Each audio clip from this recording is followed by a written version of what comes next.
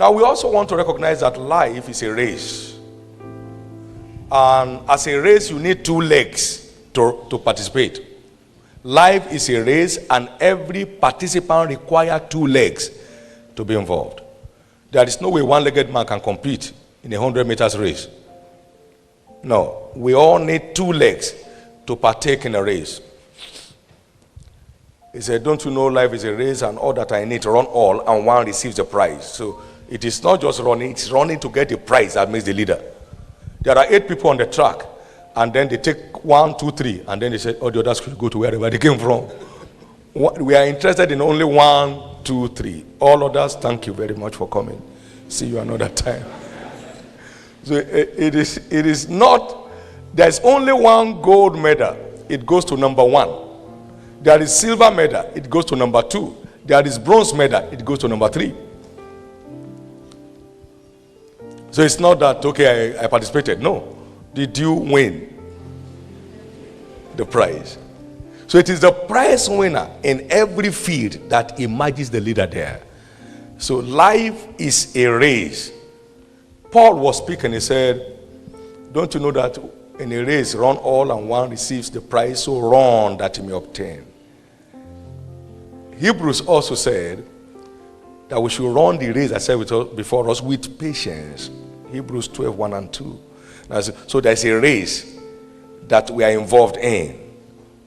And every time you have a vision is a race.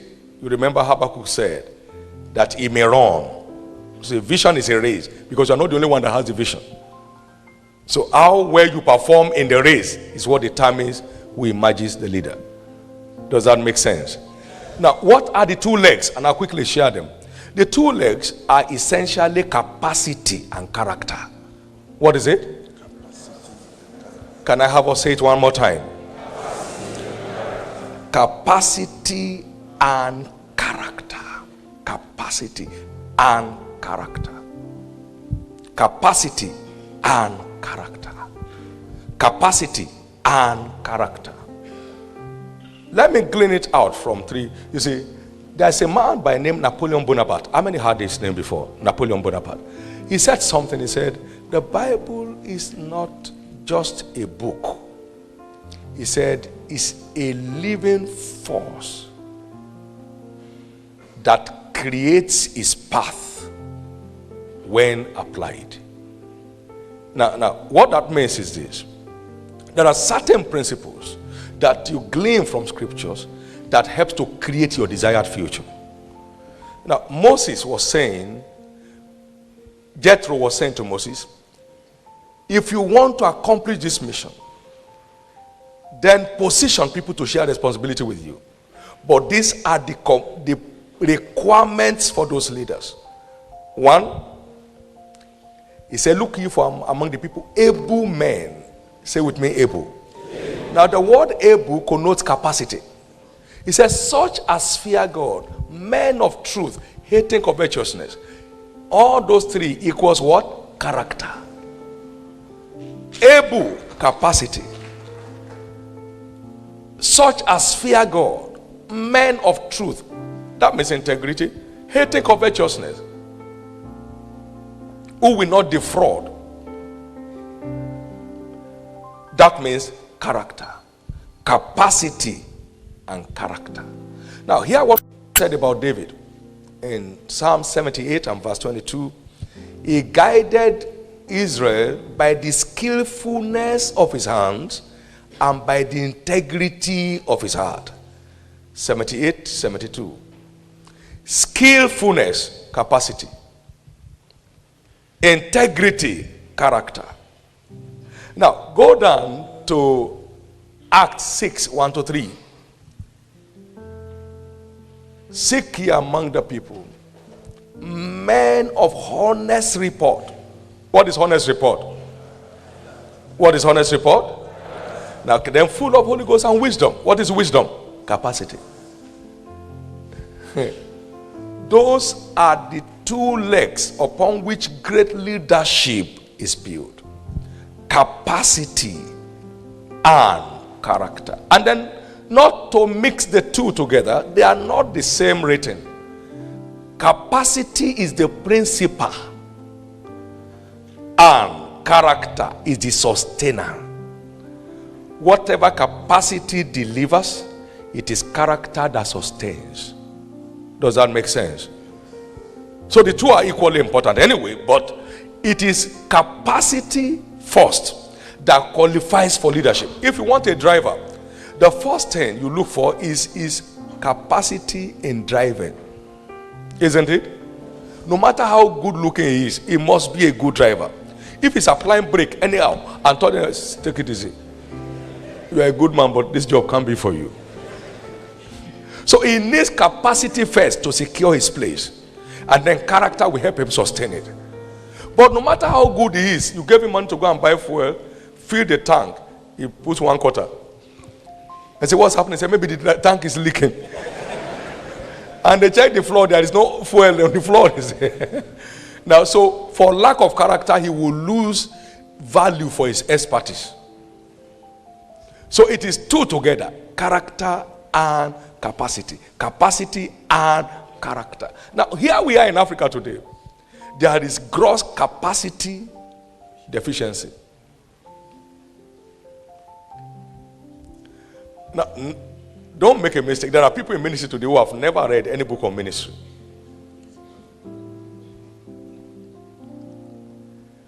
Now, we are leading human organizations and we have not read anything on administration. How are we going to succeed?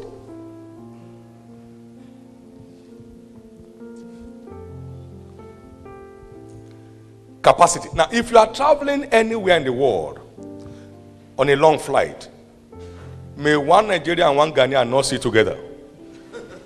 They will talk from here to wherever they are going, from here to China, non-stop. They will talk and talk. Even when they sleep, the mouth will still be open. And when they wake up, they say, where did I stop?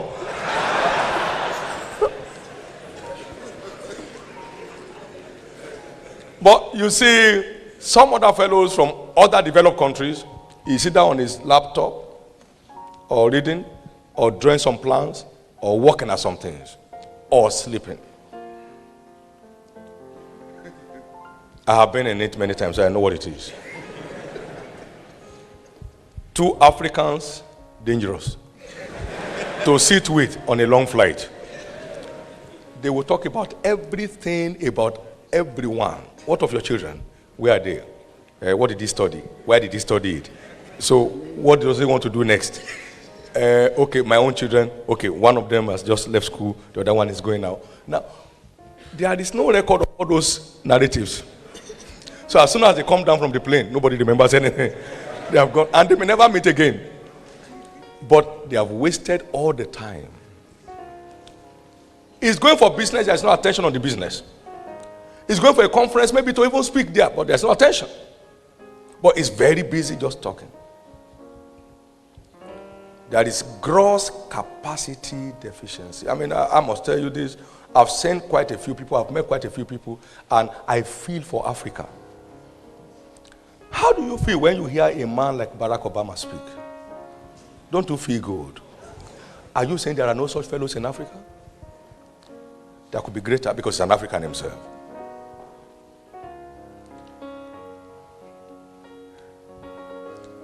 It's so important that we address these two issues before we can compete favorably in this new global world. We need attention on capacity development. And it's an individualistic responsibility. Everybody has to take on that responsibility to excel above his peers in the race. Capacity. Now, in a situation where we now have both capacity and character crisis, you can see we are fully amputated. We are not even allowed to align up on the track because the two things needed are off. Capacity and character deficiency puts you off the race. Completely off. agree religion has helped to enhance character to a great extent, but it is not a substitute for capacity development.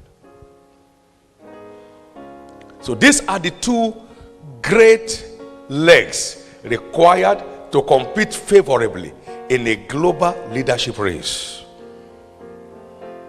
In a global leadership race. Capacity and character. Capacity and character. Capacity and character.